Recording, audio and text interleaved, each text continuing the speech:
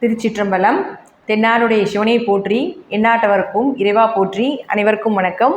நாம் இன்னைக்கு ரிஷப ராசிக்குண்டான பிப்ரவரி மாத பலன்கள் எப்படி இருக்கும்னு பார்க்கலாம். அதற்கு முன்னாடி நம்மளுடைய சேனலை சப்ஸ்கிரைப் பண்ணிக்கோங்க. மாதம் பலன்கள் வந்துக்கிட்டே இருக்குது. நிறைய வழிபாடுகள், பரிகாரங்கள் எல்லாமே கொடுத்துட்ருக்குறோம். நம்மளுடைய சேனலை பார்த்து நீங்கள் பயன்பெறுங்கள். ரிஷப ராசி அப்படின்னு எடுத்துக்கிட்டாலே உங்களை யார் ஆள்கின்றார் அப்படின்னு பார்த்துட்டிங்கன்னா சுக்கிரன் தான். உங்களுடைய நிலைகள் என்ன, நீங்கள் இந்த பிரிவில் எதற்காக பிறந்திருக்கிறீங்க அப்படிங்கிறது நம்மளுடைய லக்னம், நம்மளுடைய ராசி முடிவு பண்ணும். அப்படி பார்க்கும் பொழுது அதனுடைய கிரகம், ரிஷபத்திற்கு உண்டான கிரகம் என்ன அப்படின்னா சுக்கிரன் தான். இந்த சுக்கிரன் அப்படின்னு சொல்லக்கூடியவர் உங்கள் ஜாதக கட்டத்தில் மாதம் மாறுவார். அவர் மாத கிரகமாக இருக்கிறதுனால மாதம் மாறும் பொழுது என்னென்ன பலன்கள் நடக்குதோ அதைப்படி தான் இந்த மாதங்கள் உங்களுக்கு என்ன மாதிரி நல்ல விஷயங்களா கெட்ட விஷயங்களா அப்படிங்கிறத நம்ம எடுத்துக்க முடியும். அப்படி பார்க்கும்பொழுது சுக்கிரன் அப்படின்னு சொல்லக்கூடியவர் உங்களுடைய ராசி இதுதான். இந்த ராசியிலிருந்து 11ஆம் இடத்துல சுக்கிரன் நிற்கிறார். அதாவது தை அமாவாசையிலிருந்து சுக்கிரன் உச்சம் பெறுகிறார் அப்படிங்கிற அமைப்பு உண்டு. 11ஆம் இடத்தில் ராசி அதிபதி உச்சம் பெறுவது மிகப்பெரிய யோகத்தை கொடுத்தே தீரும். 11ஆம் இடங்கிறது லாபங்கள், உங்களுடைய நிறைவேறாத ஆசைகள், உங்களுடைய சேஃப்டி அமௌண்ட் எல்லாமே 11 தான். பணம் எங்கே இருந்து வருது, எப்படி வருது, யார் மூலமாக வருது அப்படிங்கிறதே தெரியாமல் இருக்கும். சுக்கிரன் தான் மகாலட்சுமி. சுக்கிரன் தான் பார்த்துட்டிங்கன்னா உங்களுக்கு பெருமாள். அதனால தான் ரிஷபத்துக்கு அதிகமாக பெருமாள் வழிபாடு, மகாலட்சுமி வழிபாடு பண்ணுங்கன்னு சொல்லுவாங்க. ஏன்னா உங்கள் ராசி அதிபதியே சுக்கிர பகவான் தான்.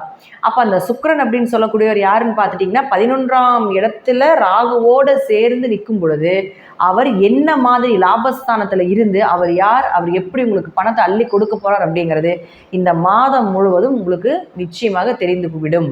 ஆனால் ஒரு பெரிய ப்ளஸ் உங்களுக்கு பண வரவு, லாபங்கள், ஏதாவது ஒரு வழிவகையில் பார்த்துட்டிங்கன்னா உங்களுக்கு நீங்கள் எதிர்பார்க்காத ஒரு ஆசைகள் நிறைவேறுது. ரொம்ப நாளாக ஒரு பொருள் காசைப்படுறீங்க, ரொம்ப நாளாக குடும்ப தேவைகளை பூர்த்தி பண்ண முடியாமல் இருக்குது. ஒரு பெரிய மனிதர்களுடைய தொடர்புகள் இதெல்லாமே இந்த மாதத்தில் ஏற்படுத்தி கொடுக்கும். ஆனால் இதில் ஒரு மைனஸ் அப்படின்னு என்னென்னு பார்த்துட்டிங்கன்னா இந்த சுக்கிரன் ராகு மகாலட்சுமி யோகத்தையும் கொடுக்கும், தேவையில்லாத ஒரு கெட்ட பெயரையும் கொடுக்கும் அப்படிங்கிற அமைப்பு உண்டு. ஏன்னா சுக்கிரன் ராகு அப்படிங்கிறது ஆணாக இருந்தால் பெண்கள் மூலமாகவும், பெண்ணாக இருந்தால் ஆண்கள் மூலமாகவும் கொடுக்கும். ஜாதகத்தில் சுக்கிரன் ராகு சேர்க்கை மகாலட்சுமி யோகத்தை எப்படி கொடுக்கின்றதோ அதே போல் பெண் சாபத்தையும் கொடுக்கக்கூடிய ஒரு கிரக சேர்க்கை அப்படிங்கிறது இந்த சுக்கிரன் ராகு.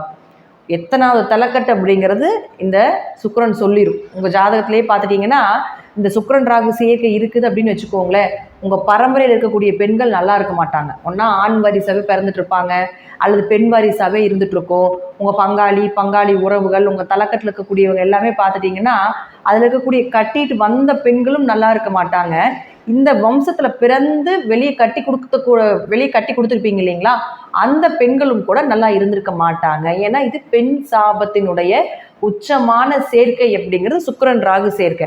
அப்போது இந்த மாதத்தில் பிறக்கக்கூடிய எல்லா குழந்தைகளுக்குமே இந்த சுக்கிரன் ராகு சேர்க்கை அப்படிங்கிறது பாருங்கள் பெண் சாபத்தை கொடுக்கும். லக்ன ரீதியாக மாறும் பொழுது அதில் கொஞ்சம் விதிவிலக்குகள் இருக்குமே தவிர மற்றபடி பார்த்துட்டிங்கன்னா உங்கள் ஜாதகத்தில் இந்த சுக்கிரன் ராகு சேர்க்கை ராகுவோடைய, அதாவது ராகு இருக்கக்கூடிய வீட்டிலிருந்து நீங்கள் எண்ணணும் 1ஆம் இடம், 5ஆம் இடம், 9ஆம் இடம், இந்த இடத்துல சுக்கிரன் இருந்தாலும் அது சுக்கிரன் ராகு சேர்க்கை தான். ராகு சுக்கிரன் சாரம் வாங்கியிருந்தாலும், சுக்கிரன் ராகு சாரம் வாங்கியிருந்தாலும் அது சுக்கிரன் ராகு சேர்க்கை தான். இப்படி ஒரு வகையாக இருந்தாலும் தசாபுத்தி ரீதியாக ராகு திசையோ, சுக்கிர திசையோ, சுக்கிர புத்தியோ, ராகு புத்தியோ, ராகுல சுக்கிர புத்தியோ, சுக்கிரன்ல ராகு புத்தியோ, இதெல்லாமே நடந்துட்டு இருக்குதுன்னு வச்சுக்கோங்களேன்.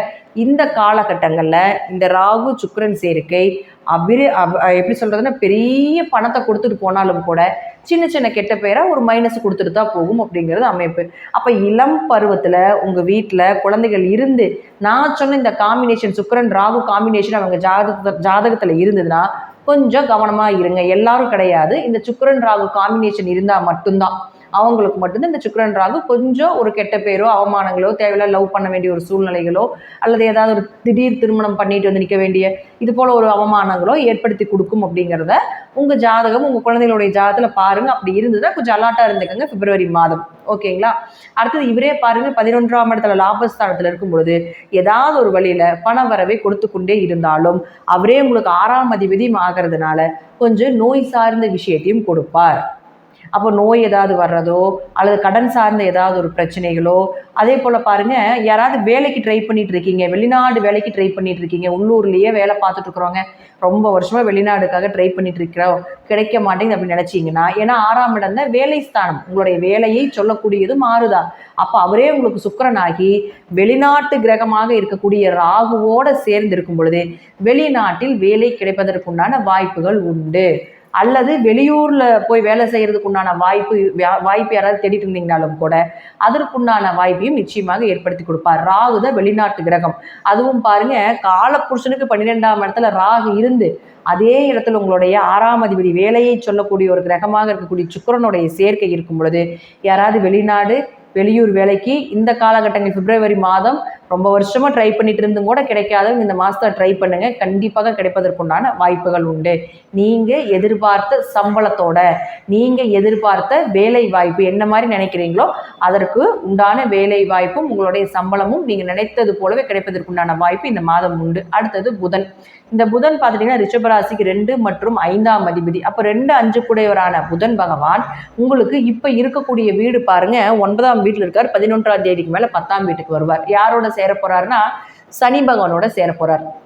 இந்த சனி புதன் காம்பினேஷன் அப்படிங்கிறது பார்த்துட்டிங்கன்னா ஃபினான்ஸ் தொழில் பண்ணுவீங்க இல்லைங்களா, அப்படி இருக்கக்கூடியவங்க, கலைகள் சார்ந்த தொழில் இருக்கக்கூடியவங்க, பேச்சால வெற்றி அடையக்கூடியவர்கள், பேச்சைவே வாக்கே தொழிலாக இருக்கக்கூடிய வக்கீல் சார்ந்தது, இசைகள் சார்ந்த சம்மந்தப்பட்டதில் வாயால் தொழில் செய்ய ஜோதிடர்களாக இருக்கலாம் அல்லது வாக்கு சொல்கிறவங்கள யாராக இருந்தாலும் ரிஷபராசிக்காரர்கள் 10ஆம் இடத்தில் சனி பகவான் ஆட்சி பலம் பெறும் பொழுது பெற்றுட்ருக்கக்கூடிய ஒரு காலகட்டங்களில் தொழில் நல்லா இருந்துட்டு இருக்கும். அப்போது அவரே உங்களுக்கு 2ஆம் அதிபதி தனஸ்தானாதிபதியாக இருக்கக்கூடிய புதன் 10 குடையவரோட சேரும் பொழுது தொழிலில் அபரிவிதமான வளர்ச்சியை ஏற்படுத்தி கொடுத்துரும். தொழில் நிலையில் நல்ல மாற்றங்கள் உண்டு. புதிய தொழில் செய்யக்கூடிய ஒரு அமைப்பு. இப்போ தொழில் டல்லாக இருந்தாலும் கூட தொழில் ஒரு நல்ல தொழில்காரகனே சனி பகவான் தான் தொழில் ஸ்தானத்தில் இருந்துட்டு இருக்கார். அப்போ அவரோட சேர்ந்து தனஸ்தானாதிபதி புதன் சேரும் பொழுது நிச்சயமாக உங்களுக்கு அது தனஸ்தானாதிபதி மட்டும் கிடையாது, உங்களுடைய பூர்வ புண்ணிய ஸ்தானாதிபதி 5ஆம் அதிபதினு சொல்கிறோம். அவர் தான் உங்களுடைய பூர்வ புண்ணியத்தை கொடுக்கக்கூடியவர். அப்போ அவரோடு அவர் சேரும் பொழுது நிச்சயமாக இந்த சனியும் புதனும் சேர்க்கை வியாபாரத்தில் நல்ல வளர்ச்சியை கொடுத்துரும். நீங்கள் என்ன தொழில் பண்ணுறீங்களோ அதில் நல்ல வளர்ச்சி, அதில் இருக்கக்கூடிய நுணுக்கங்கள் உங்களுக்கு காட்டிடும். இதுதான் விஷயம், இதில் இப்படி தான் ஜெயிக்கணும், இதற்குண்டான விஷயங்கள் இதுதான் அப்படிங்கிறத தெளிவாக காட்டி கொடுத்துட்டு போயிடும். அப்போ இந்த சனி புதன் சேர்க்கை அப்படிங்கிறது வியாபாரத்தில் மிகப்பெரிய வளர்ச்சியும் தொழிலில் நல்ல லாபத்தையும் கொடுக்கக்கூடிய ஒரு அமைப்பும் இந்த சுக்கிரன் ராகும் சனி புதன் சேர்க்கையும் ஏற்படுத்தி கொடுக்கும். இந்த சனி புதன் இயற்கையாகவே பார்த்தீங்கன்னா கொஞ்சம் படிப்பு மந்தத்தை கொடுக்கும், ஆனாலும் படிப்பை விட ஞானத்தை அதிகமாக கொடுத்துட்டு போகும் அப்படிங்கிறத ஒரு விதிவிலக்கு. ஜாதகத்தில் புதன் சனி சேர்க்கை இருந்ததுனாலே கொஞ்சம் படிப்பு மந்தமாக இருக்கும், ஆனால் படிப்பை விட நீங்கள் படித்த படிப்பை விட நல்ல வேலைகள் கிடைக்கும் அப்படிங்கிறது தான் உண்மை. அப்போ அவரே 5ஆம் அதிபதியாகி 10ல் இருக்கும் பொழுது குல தெய்வ கோயிலுக்கு இந்த டைம் நீங்கள் போயிட்டு வந்தீங்கன்னா நிச்சயமாக தொழிலில் நல்ல வளர்ச்சி கிடைக்கும். குலதெய்வம் எங்கே இருந்தாலும் சரி இந்த காலகட்டங்களை போயிட்டு வாங்க. ஏன்னா இந்த புதன் அடுத்த இந்த சனி புதன் காம்பினேஷன் வர்றதுக்கு 1 வருஷம் ஆகும். இப்போ நீங்கள் இந்த குலதெய்வ கோயிலுக்கு போயிட்டு வர்றது அடுத்த வருடம் வரக்கூடிய சனி புதன் காம்பினேஷன் வர்ற வரைக்கும் உங்களுக்கு அந்த பவர் அப்படியே இருக்கும். அந்த தொழில் வளர்ச்சி நல்லா ஏற்படுத்தி கொடுக்கும். ரொம்ப நிறைய பேர் சொல்லுவாங்க வெளியூரில் இருக்குது போகிறக்கு 500 கிலோமீட்டர் ஆகுங்க, 200 கிலோமீட்டர் தாண்டி போகும் அப்படின்லாம் சொல்லுவோம். அப்போல்லாம் நம்ம சொல்லுவோம் வருஷத்துக்கு ஒரு தடவையாவது போயிட்டு வாங்க சார் அப்படின்னு நம்ம சொல்லுவோம் இல்லைங்களா. அப்படி இருக்கக்கூடிய வருடம் தான் இந்த வருடம் குலதெய்வ வழிபாடு. அதுவும் இந்த மாதம் நீங்கள் குலதெய்வ வழிபாடு நீங்கள் செய்யும் பொழுது நிச்சயமாக தொழிலில் நல்ல வெற்றியையும் லாபத்தையும் நிச்சயமாக ஏற்படுத்தி கொடுக்கும். ஏன்னா சுக்கிரன் ராகு சேர்க்கை இருக்கும் பொழுது இந்த லாபத்தையும் இந்த குலதெய்வம் கொஞ்சம் ஆக்டிவேஷன் பண்ணி கொடுக்கும் அப்படிங்கிறதா முற்றிலும் உண்மை. ஏன்னா ராகுவும் குலதெய்வத்தை சொல்லும். நம்ம பிரசனம் போடும் பொழுதோ சோழி பிரசனம் பார்க்கும் பொழுது ராகுவை வச்சும் குலதெய்வத்தை நம்ம எடுப்போம். அப்போ ராகு குலதெய்வத்துக்கு ஒரு முக்கியமாக பங்கு வகிக்கக்கூடிய ஒரு கிரகம். அப்போ உங்களுடைய ராசி அதிபதி சுக்கிரன் ராகுவோட இருக்கும் பொழுதும் உங்களுடைய 10ஆம் அதிபதி தொழில்காரகனாக இருக்கக்கூடிய சனி பகவானோட பூர்வ புண்ணிய ஸ்தானாதிபதியாக இருக்கக்கூடிய புதன் சேர்க்கை ஏற்படும் பொழுதும் குலதெய்வ வழிபாடு செய்தீர்கள் என்றால் இந்த வருடம் முழுவதும் உங்களுக்கு தொழிலுக்கும் லாபத்துக்கும் குறைவில்லாமல் இருக்கும் அப்படிங்கிறதா முற்றிலும் உண்மை. அடுத்தது பாருங்க, உங்களுக்கு சூரியன். இந்த சூரியனானவர் உங்களுக்கு 9ஆம் வீட்டில் இருந்தாலும் அடுத்தது 10ஆம் வீட்டுக்கு 12ஆம் தேதிக்கு மேலே போக போகிறார். அப்போ 4ஆம் அதிபதி சுகஸ்தானாதிபதி போய் 10க்கு போகும் பொழுது உங்களுக்கு அது சுகஸ்தானம் மட்டும் கிடையாது, தாய், உங்களுடைய ஆரோக்கியம், உங்களுடைய வண்டி வாகன யோகங்கள் இதெல்லாமே 4ஆம் இடம் தான். அவர் சனி பகவானும் பார்த்தீங்கன்னா உங்களுக்கு வாகனத்தை குறிக்கக்கூடிய கிரகம் தான் சனி பகவான். அப்போது பெரிய பெரிய வாகனங்கள் எல்லாமே செவ்வாயை குறிக்கும். அதில் இருக்கக்கூடிய இரும்பு, அதில் இருக்கக்கூடிய பார்ட்ஸ் எல்லாமே வந்து சனி தான். இரும்புக்கு சொந்தக்காரன் சனி பகவான் தான். அப்போ அவரோட சேர்ந்து இந்த சூரியன் சேரும் பொழுது நிச்சயமாக உங்களுக்கு வீடோ சொத்துக்களோ வண்டி வாகனங்களோ வாங்கக்கூடிய ஒரு அமைப்பை நிச்சயமாக ஏற்படுத்தி கொடுப்பார் அப்படிங்கிறத உண்மை. ஆனால் சூரியன் சனி காம்பினேஷன் அப்படிங்கிறது இயற்கையாக பொதுவான விதி அப்படி என்னன்னு பார்த்தீங்கன்னா, ஆண் ஜாதகமாக இருந்தால் சூரியனும் சனியும் சேர்ந்தால் அப்பாவும் பையனுக்கும் எப்பொழுதுமே பிரச்சனையாகவே தான் இருக்கும். இது வந்து உங்கள் ஜாதகத்தில் பாருங்கள், சூரியன் சனி சேர்க்கை இருந்ததுன்னா சம்பந்தமே இருக்க சண்டை வந்துடும். வீட்டில் சும்மா பேசிகிட்டு இருப்பாங்க, பையனுக்கு அப்பாவுக்கு சண்டை வந்துடும். ஒரே வீட்டில் சூரியனும் சனி சேர்ந்துருந்தா ஒரே வீட்டில் அப்பாவும் பையனும் இருக்கவே முடியாது. ஒன்றா அப்பா வளருவார், இல்லைன்னா பையன் வளருவாங்க. இதே கோச்சாரப்படி வரும் பொழுது கொஞ்சம் வீட்டில் இருக்கக்கூடியவங்க உங்கள் ஜாதகத்தில் சனி சூரியன் சேர்க்கை இருக்குதுன்னா இந்த காலகட்டங்களில் கொஞ்சம் பிரச்சனைகள் அதிகமாகும் அப்படிங்கிறது அமைப்பு உண்டு அப்பாவுக்கும் பையனுக்கும். இதே பெண் ஜாதகமாக இருந்தால் அப்பா மேலே ரொம்ப பாசமாக இருப்பாங்க. அப்படி நேர் ஆப்போசிட். ஏன்னா ஜாதகம் ஆணுக்காக இருந்தால் ஒரு பலனும் பெண்ணுக்காக இருந்தால் ஒரு பலனையும் இந்த கிரகங்கள் பாவித்து கொடுக்கும். அப்போது சூரியன் சனி சேர்க்கை ஒரு பெண்ணுடைய ஜாதகத்தில் இருந்துச்சுன்னா அவங்க அப்பா மேலே ரொம்ப பாசமாக இருப்பாங்க. அப்பா விட்டு பிரிஞ்சே இருக்க மாட்டாங்க. அப்பா மூலமாக நிறைய லாபங்களும் அவர்கள் மூலமாக நிறைய ஒரு நல்ல விஷயங்களும் கொடுத்துக்கிட்டே இருக்கும். அது வந்து இந்த சனியும் சூரியனும் பெண் ஜாதகத்தில் இருந்தால், ஆண் ஜாதகத்தில் அப்படியே ஆப்போசிட். ஒரே வீட்டில் கூட இருக்க முடியாது, நேருக்கு நேர் பார்த்துக்க கூட முடியாது, நிம்மதியாக உட்காந்து சாப்பிட கூட முடியாது.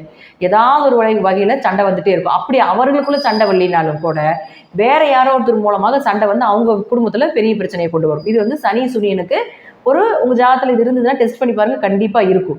அப்போ இந்த மாதத்தில் சனி சூரியன் உங்கள் ஜாதகத்தில் இருந்தால் கொஞ்சம் கவனமாக இருங்க. அப்பா உறவுகள் மூலமாக, மகன் உறவுகள் மூலமாக கொஞ்சம் கவனமாக இருந்து பேச்சுவார்த்தையில் கவனமாக இருங்க அப்படிங்கிறது தான் உண்மை. அடுத்தது பாருங்கள், உங்களுக்கு உங்களுடைய ஜாதகத்துக்கு செவ்வாய். இந்த செவ்வாயானவர் பாருங்கள் 7 மற்றும் 12ஆம் அதிபதி. இந்த 7ஆம் அதிபதி மற்றும் 12ஆம் அதிபதியான செவ்வாய் 2ஆம் வீட்டில் வக்கரத்தில் இருக்கிறார். அப்போ 7 கூட வக்கரத்தில் இருந்ததுன்னா கணவன் மனைவிக்குள்ள கொஞ்சம் பிரச்சனை, கணவன் மனைவி கொஞ்சம் பிரிந்து வாழ வேண்டிய ஒரு சூழ்நிலைகளோ அல்லது பேச்சால பிரச்சனைகளோ இதெல்லாம் சந்தித்து கொண்டு இருப்பீர்கள் அப்படிங்கிறது தான் உண்மை. இப்போ அந்த வக்ர நிவர்த்தி அப்படிங்கிறது 24ஆம் தேதிக்கு மேலே ஆகுது. அப்போ இந்த 24ஆம் தேதிக்கு மேலே 7ஆம் அதிபதி 2ஆம் வீட்டில் இருந்தால் மனைவி அல்லது மனைவி உறவுகள் மூலமாக கணவன் அல்லது கணவன் உறவுகள் மூலமாக உங்களுக்கு பண வரவுகள் உண்டு. 7-2 தொடர்பு ஏற்பட்டால் திருமணம் சார்ந்த விஷயங்கள் உங்களுக்கு கை கொடுக்கும். நீங்கள் எதிர்பார்த்த வரன், நல்ல வசதி வாய்ப்போட வரன்கள் வர்றதுக்கு உண்டான வாய்ப்புகள் உண்டு அப்படிங்கிறது அமைப்பு. அப்போ அவரே 12ஆம் அதிபதியாகி 2ஆம் வீட்டுக்கு வரும் பொழுது வெளிநாட்டு பணமோ வெளியூர் பணமோ உங்கள் கை வந்து சேரும். 12ங்கிறது வெளிநாட்டு கிரகம் 2ல் போயிருந்ததுன்னா ஏதாவது ஒரு வழியில் வெளிநாடு பணம் உங்களுக்கு வருவதற்குண்டான வாய்ப்புகள் உண்டு. தீர்த்த யாத்திரையோ அல்லது ஏதாவது ஒரு வெளிநாடு சுற்றுலாவுக்காகவோ உங்களுடைய பணம் கொஞ்சம் விரயமாகிறதுக்கு உண்டான வாய்ப்பையும் ஏற்படுத்தி கொடுக்கும் அப்படிங்கிறத உண்மை. 7-12 தொடர்பு ஏற்பட்டு 2ஆம் வீட்டில் இருக்கும்பொழுது குடும்பத்தில் இந்த 24ஆம் தேதி வரைக்கும் கொஞ்சம் பேச்சில் கொஞ்சம் கவனமாக இருங்க ரிஷபராசி அன்பர்களே. அடுத்தது குரு. இந்த குரு பாருங்க உங்களுடைய ராசிக்கு 8 மற்றும் 11ஆம் அதிபதி. அஷ்டமாதிபதியும் அவரு தான், லாபஸ்தானாதிபதியும் அவரு தான். கெடுதலையும் கண்டத்தையும் கொடுப்பது குருவே தான், லாபத்தையும் ஆசையும் சந்தோஷத்தையும் கொடுக்கறது குரு தான். அப்போ இந்த 2ல எப்படி இருப்பார் அப்படிங்கிறது அமைப்பு உங்கள் ஜாதக ரீதியாக. அப்போ இந்த குரு அப்படின்னு சொல்லக்கூடியவர் அஷ்டமாதிபதி லக்னமேறி வக்ரமாக இருக்கிறார். அப்போது வக்ர நிவர்த்தி எப்போ பெறுகிறார் அப்படின்னா பிப்ரவரி 4ஆம் தேதிக்கு மேலே.